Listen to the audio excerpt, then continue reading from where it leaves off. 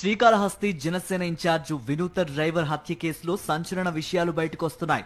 చెన్నై పోలీసుల విచారణలో ఒక్కొక్కటిగా బయటపడుతున్నాయి. శ్రీకాళహస్తి నియోజకవర్గం చరిత్రలో ఎన్నడూ లేని విధంగా నీచ రాజకీయాలు మొదలయ్యాయి. టీడీపీ ఎమ్మెల్యే జనసేన ఇన్ఛార్జ్ మధ్య రాజకీయ పోరు సాగుతోంది. జనసేన ఇన్ఛార్జ్ వినూత తనకు పక్కలో బల్లెంలా మారుతోందని గ్రహించిన టీడీపీ ఎమ్మెల్యే బొజ్జల సుధీర్ రెడ్డి వారిని దెబ్బతీయడానికి ఒక పథకం వేశాడు. వినూత కోట దగ్గర డ్రైవర్ కమ్ పిఏగా పనిచేస్తున్న శ్రీనివాసుల్ని తన కోవర్టుగా మార్చుకున్నాడు. ఈ విషయం బయటపడడం వల్లనే శ్రీనివాసులను వినూత దంపతులు హతమార్చారనే వాదనలు వినిపిస్తున్నాయి. తమ వ్యక్తిగత వీడియోలతో టీడీపీ ఎమ్మెల్యే బొజ్జల సుధీర్ రెడ్డి తమను బ్లాక్మెయిల్ చేశారని వినూత దంపతులు పోలీసులకు చెప్పారు. ఈ విషయాన్ని వెంటనే డిప్యూటీ సీఎం పవన్ కు చెప్పామని, కానీ ఆయన పట్టించుకోలేదని పోలీసులకు తెలిపారు. ఆయన వెంటనే స్పందించి ఉంటే డ్రైవర్ శ్రీనివాసులు హత్య జరిగేది కాదన్నారు.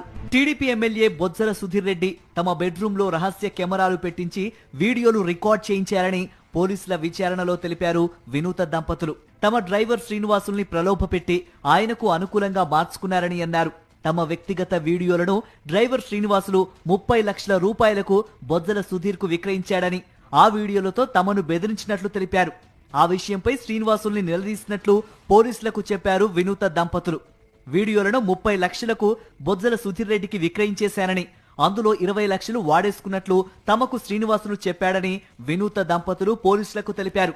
దాంతో తీవ్ర వాగ్వాదం, ఘర్షణ జరిగి శ్రీనివాసులు హత్యకు గురైనట్లు తెలిపారు. ఇక శ్రీనివాసులు ఫోన్లో ఉన్న తమకు సంబంధించిన సమాచారం అంతా సేకరించిన తర్వాత అతన్ని చంపేసి రాత్రికి రాత్రి తీసుకువెళ్లి తమిళనాడులోని కూవం నదిలో పడేశారు.